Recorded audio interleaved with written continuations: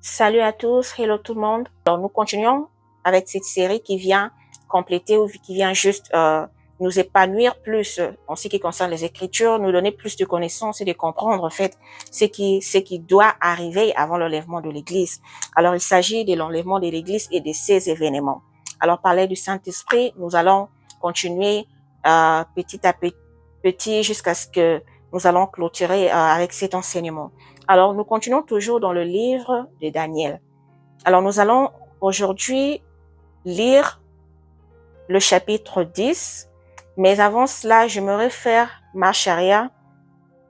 Nous allons retourner dans le chapitre 9 que nous avions lu dans la vidéo précédente pour que nous puissions un peu comprendre de quoi il s'agit, de quoi est-ce que l'Éternel est en train de se plaindre. Il se plaint de quoi? Et que signifient ces 70 semaines ou ces 70 années dont a parlé Daniel dans le chapitre 9, ces 70 années qui ont été révélées au prophète Jérémie.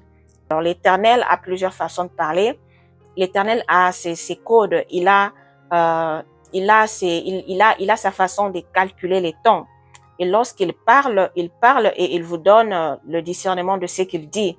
Donc, c'est grâce au Saint-Esprit que nous comprenons que lorsque l'Éternel dit ceci, cela veut dire ceci. C'est là dont nous recevons le discernement et la révélation de ces paroles de l'Éternel grâce au Saint-Esprit.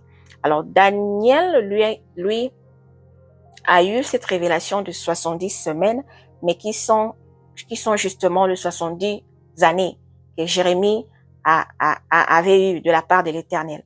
Alors, nous allons lire nous sommes dans le livre de Daniel, chapitre 9, à partir du 24e verset. Ici, c'est l'ange de l'Éternel qui parle à Daniel. Alors, Daniel était quelque part et il y a eu l'ange de l'Éternel qui vient lui parler, qui vient lui transmettre la révélation ou l'explication de ces 70 années ou de ces 70 semaines.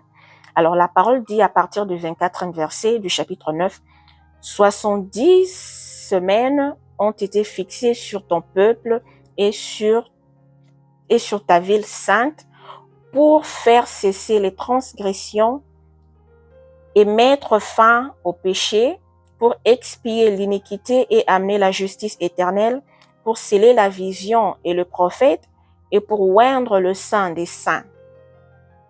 Alors sache-le donc et comprends. Là, c'est l'ange qui parle à Daniel.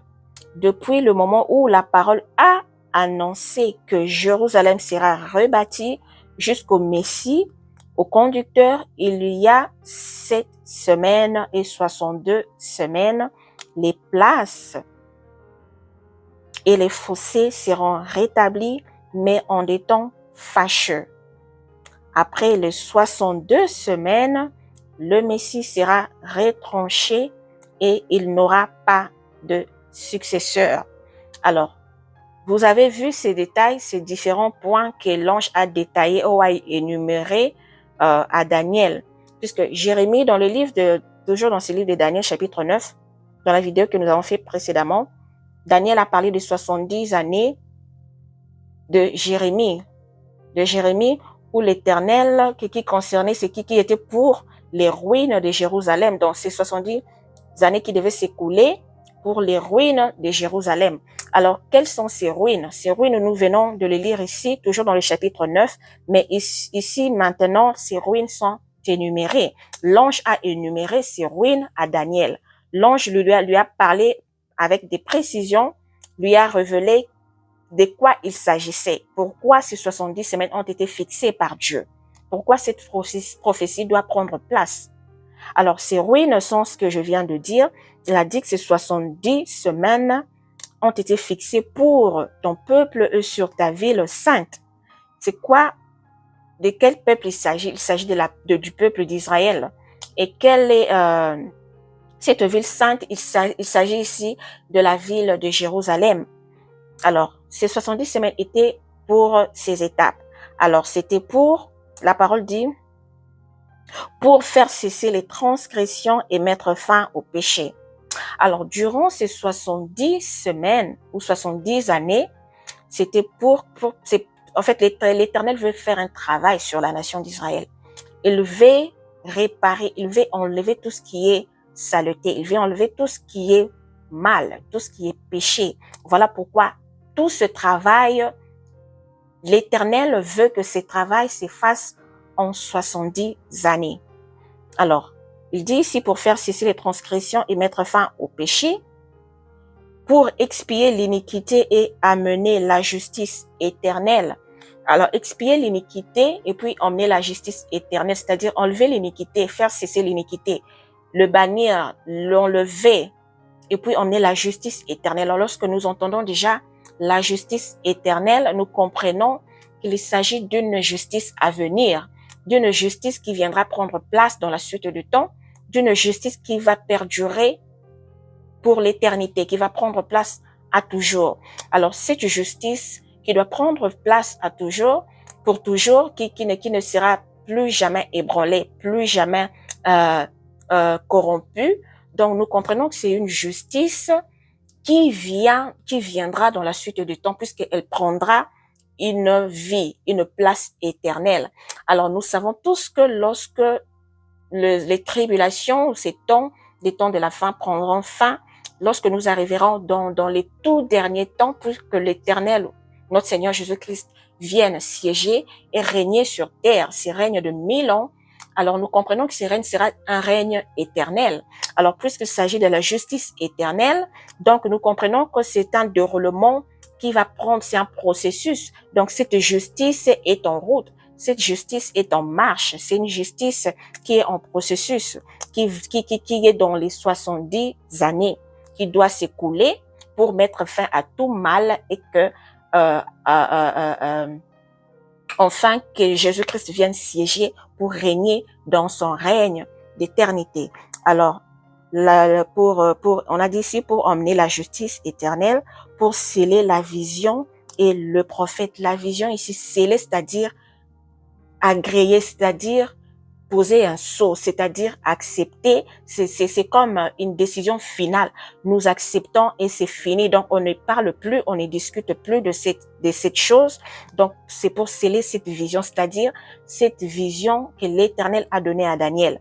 Cette vision que l'Éternel a révélée à ses prophètes, à ses serviteurs, qu'il y a des événements qui doivent arriver.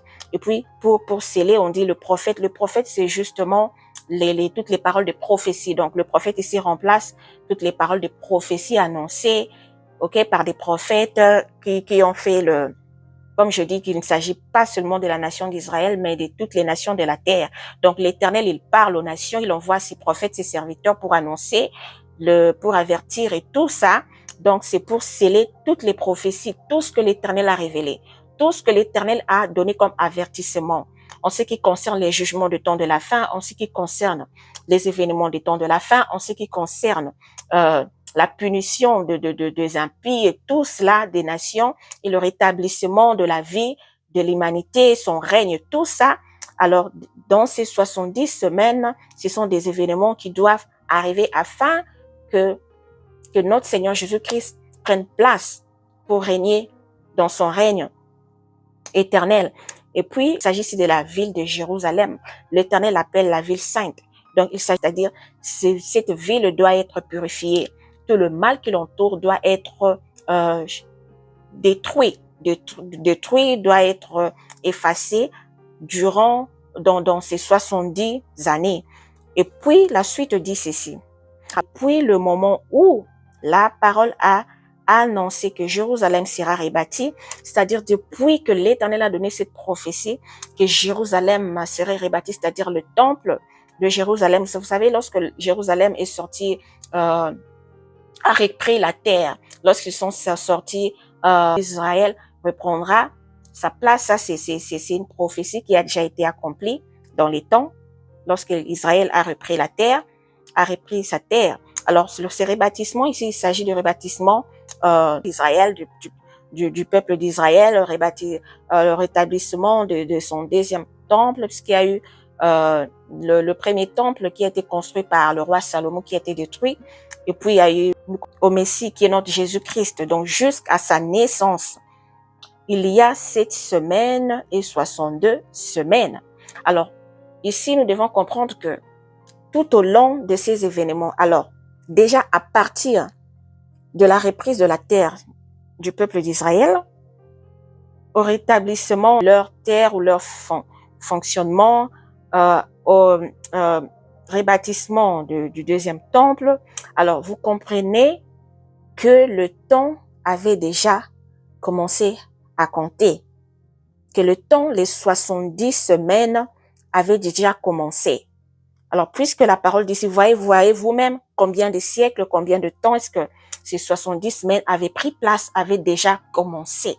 Alors, l'Éternel avait déjà commencé son travail à partir de là, puisque la parole dit que depuis ce temps-là, jusqu'au Messie, donc jusqu'à la naissance du Christ, au conducteur, il y a 7 semaines et 62 semaines. Lorsque nous prenons 7 semaines qui est 7 années et 70 semaines qui sont les 62 années, nous additionnons et nous avons la totalité de 69 semaines ou 69 années. Alors, nous comprenons que ici, le travail a commencé depuis, même avant la naissance de Christ. Alors, ces différentes ruines ou que l'ange a détaillé ici, a énuméré à Daniel, nous comprenons que même la naissance de Christ fait partie de 70 années. Nous comprenons que Christ a eu sa part dans ces 70 années. On dit ici que le Messie sera retranché, c'est-à-dire il sera mis à mort. Donc, lorsque nous prenons les 62 semaines qui s'écoulent après la crucifixion du Messie, plus les 7 années, ça nous donne une totalité de 69 années. Alors, ces 69 années se sont écoulées. Alors, il nous reste, je veux dire, puisque Daniel parle de 70 semaines, donc ici, 69 semaines se sont écoulées, alors il reste une semaine qui est en fait comme 7 ans pour relier les Écritures en ce qui concerne ces sujets, pour comprendre en fait comment est-ce que l'Éternel calcule le temps en ce qui concerne ces événements ou ces révélations qu'il donne à son peuple ou à ses enfants. Alors, comprenons ici qu'il s'agit des années qui doivent être calculées et dans lesquelles nous trouvons qu'il y a des siècles qui sont passés. Donc, il s'agit pas juste de compter 1, 2, 3, 4, 5, non. Alors, lorsque nous parlons qu'il reste ici une semaine, alors une semaine qui reste ici, ce n'est pas une semaine dans le vrai sens du mot comme nous avons appris à l'école. Il s'agit ici de calcul de l'Éternel. Il s'agit de sa façon de calculer les choses. Donc, il faut comprendre que il s'agit ici des années. Alors, donc, comme je le dis tantôt, que nous comprenons que nous traversons ces 70 semaines ou 70 années dont nous sommes dedans, c'est un processus, ça continue. Alors, nous avons compris que cela a commencé à compter, ok? Depuis les années, depuis les siècles passés, alors nous comprenons qu'il y a une semaine qui reste. Et c'est dans cette semaine qui vient, en fait, qui va faire partie de ce 7 ans. OK? Une semaine ici, nous devons, comme je le dis, c'est selon les calculs de l'Éternel, selon les révélations que l'Éternel donne à ses enfants. Alors, si vous allez lire dans les Écritures, vous allez plus comprendre de cette histoire, puisque même le livre de Daniel, même moi, j'ai eu à lire et à relire plusieurs fois pour enfin comprendre, prendre les révélations sur ces livres grâce au Saint-Esprit de l'Éternel. Alors, nous voyons ici qu'il s'agit de 7 ans qui restent. Alors, ces 7 ans qui restent, ces 7 ans sont réservés pour les temps des tribulations qui viendront compléter, en fait, pour totaliser ces 70 années, 70 semaines. Il s'agit de l'avènement de Christ, de son règne sur la terre. Donc, il viendra installer cette justice éternelle sur toute l'humanité, pour tout le monde. Donc, nous comprenons ici que nous sommes dans ces processus. Alors, nous allons lire Daniel 10, du 10e au 21e verset, et nous allons comprendre ce qui suit. Ici, c'est l'ange qui parle à Daniel. Hein. Ici, la parole dit, et voici, une main me toucha. Là, c'est Daniel qui parle. Une main me toucha et secoua mes genoux et mes mains. Puis il me dit, Daniel, homme bien-aimé, sois attentif aux paroles que je vais te dire et tiens-toi debout à la place où tu es, car je suis maintenant envoyé vers toi. Lorsqu'il m'eut ainsi parlé, là c'est Daniel qui dit, je me tins debout en tremblant. Il me dit, Daniel, ne crains rien, car dès le premier jour où tu as eu à cœur de comprendre et de t'humilier devant ton Dieu, tes paroles ont été entendues et c'est à cause de tes paroles que je viens. Donc, ces paroles qui ont été entendues, c'est ces paroles qu'il a eu à prononcer, c'est ces prières, ces supplications, ces jeûnes et prières qu'il a fait pendant ces 21 jours. Donc ici, l'ange est en train de lui annoncer que tes prières ont été entendues, tes prières ont été agréées par l'Éternel. Et il vient lui annoncer cela. Alors la suite dit, le chef du royaume de Perse m'a résisté 21 jours, mais voici Michael, l'un des principaux chefs, est venu à mon secours et je suis demeuré là auprès du roi de Perse. Ici, l'ange qui annonce à Daniel que la réponse a été exaucée depuis, mais il a été arrêté par le chef de Perse. Alors ici, c'est en fait, il s'agit d'une situation spirituelle que l'ange est en train d'annoncer à Daniel. Alors nous devons comprendre, nous en tant qu'enfants de Dieu, lorsque nous prions, nous devons savoir aussi que nos prières peuvent être combattues. Nos prières peuvent être combattues car le diable, son souhait est que nos prières ne soient pas exaucées, que nos prières ne soient pas entendues par l'Éternel. Donc, il se peut qu'en tant qu'enfant de Dieu, que vous fassiez une prière et qu'elle tarde, que l'accomplissement de cette prière tarde. Alors, comprenons que nous sommes en combat. Aussi longtemps que nous serons sur cette terre, comprenons que nous sommes deux camps. Il y a le camp de ténèbres et le camp de lumière. Alors, nous qui sommes enfants de Dieu, nous sommes appelés à demeurer dans la lumière.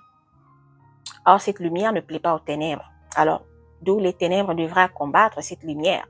Alors, ici, l'ange parle à Daniel, mais il lui dit que il y a Michael, l'un des principaux chefs, qui est venu à son secours, et c'est Michael qui est venu le libérer pour qu'il aille enfin rencontrer Daniel pour lui apporter cette nouvelle.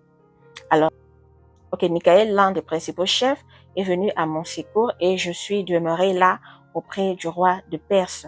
Je viens maintenant pour te faire connaître ce qui doit arriver à ton peuple dans la suite de temps.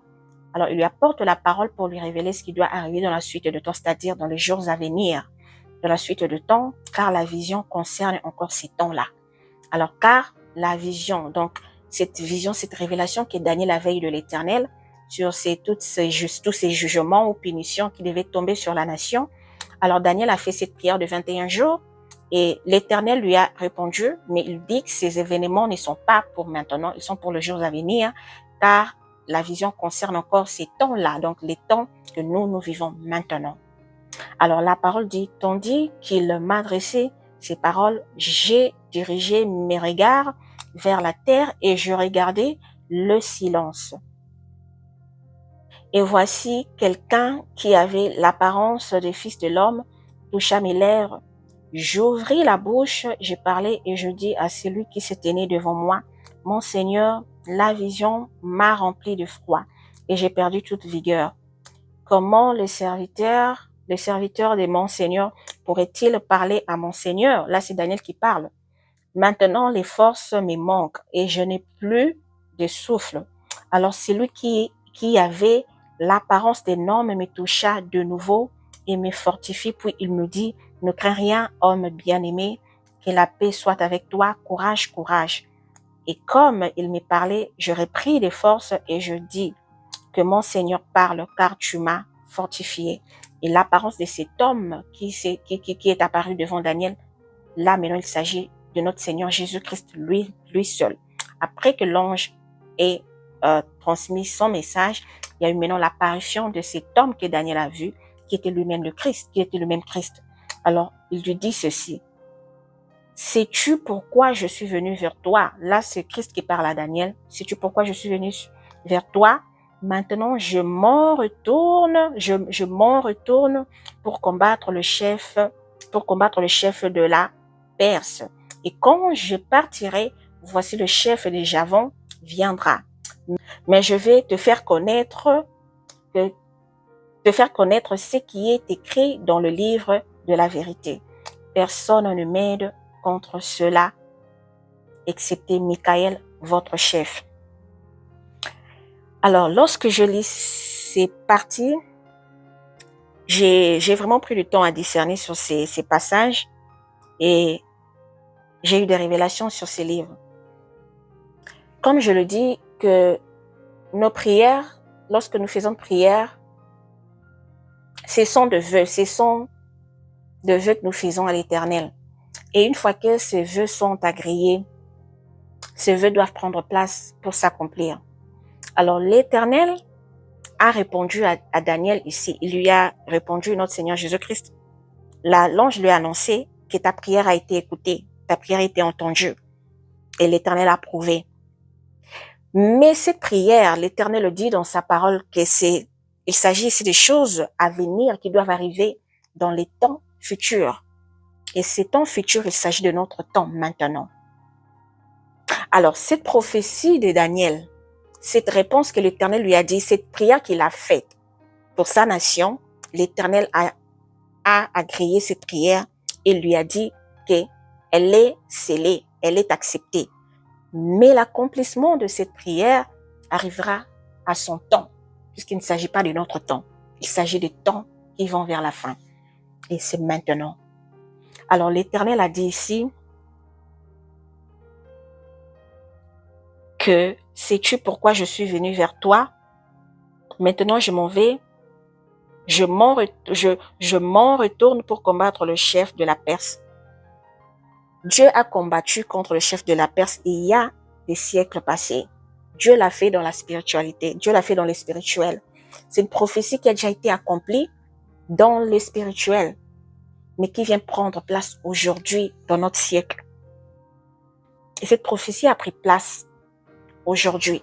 Une prophétie annonçait la réponse, l'exaucement, l'agrément. L'Éternel a approuvé cette prière il y a des siècles dans leur temps, dans les temps de Daniel, mais l'Éternel vient accomplir, cette prophétie vient prendre place dans la chair, dans le physique, aujourd'hui dans notre siècle. Et il dit, et quand je partirai, voici le chef des Javons viendra. Cet accomplissement de cette prophétie qui a pris place, en fait, l'Éternel a fini avec ce roi de Perse. Le prochain événement, il s'agira ici du chef des Javons qui viendra par la suite. Mais je veux te faire connaître ce qui est écrit dans les livres de la vérité, dans les Écritures qui est la Bible. Personne ne m'aide contre ceux-là, excepté Michael, votre chef. Alors, qui est Michael? Nous savons tous que Michael est l'un des chefs, des principaux chefs des armées de l'Éternel. Mais lorsque l'Éternel vient pour accomplir une prophétie qui doit prendre place dans la chair,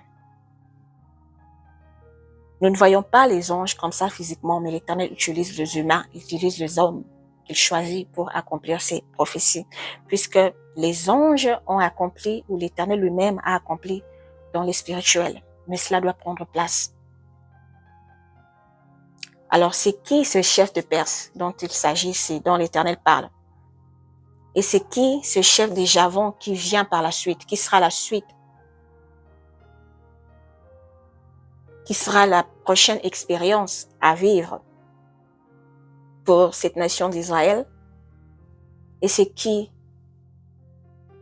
l'Éternel appelle Michael dans cette situation, si cette prophétie doit s'accomplir aujourd'hui dans notre siècle? Alors ici, nous comprenons que il s'agit des choses spirituelles. Et pour comprendre les choses spirituelles, ce n'est ni, ce n'est ni par ma force, ni par ma puissance, mais c'est par le Saint-Esprit. C'est le Saint-Esprit qui nous donne ces discernements, ces révélations pour comprendre ce que les Écritures disent, pour discerner cela, pour déceler les choses cachées dans ces Écritures. Il n'y a que lui-même, le Seigneur, le Saint-Esprit qui puisse nous aider à comprendre cela, à discerner cela. Alors, nous allons comprendre cela dans la vidéo prochaine. De quoi il s'agit vraiment dans ces passages que nous venons de lire. Merci et à la prochaine.